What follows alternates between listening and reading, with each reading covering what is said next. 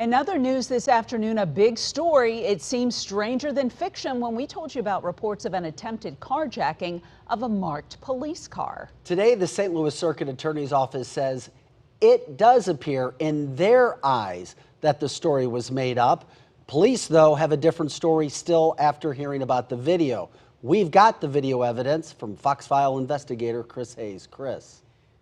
March 19th, this story spread across the country about reports that two St. Louis police officers encountered a man with a gun who tried to carjack them. Meanwhile, the Circuit Attorney's Office said it began investigating, claiming little help from the police department, and uncovered a different story.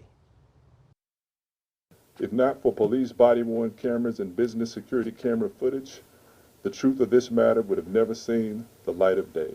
Reddit Hudson and Chief Warrant Officer Chris Hinckley said they watched reports on the news before they got evidence from police, like this body cam.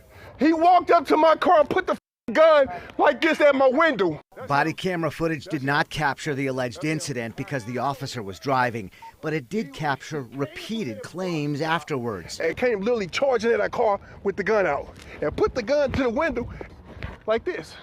He didn't know it was the police car.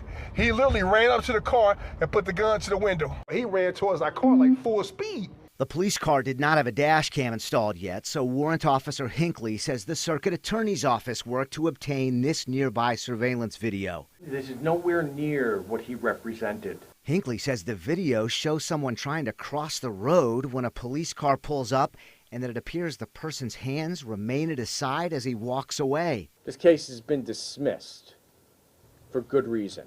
I hope to never see something like this enter the Circuit Attorney's Warrant Office again. The St. Louis Police Department told me today it was unaware of these allegations against an officer until I told them about this news conference. A spokesperson added it's requested the Circuit Attorney's evidence unveiled today and will conduct a review. And now this just in, a response from the St. Louis Police Officers Association saying, quote, "We stand behind the two officers who were victims of a crime." Quote, "The SLPOA wants to know why employees of the Circuit Attorney failed to present the perpetrator's videotaped confession and the remainder of the body camera footage, which fully and completely decimates the fairy tale narrative spun in today's news conference." That was Jane Duker who sent that statement saying the truth will prevail and will continue to stay on top of developments. Vic and Mandy.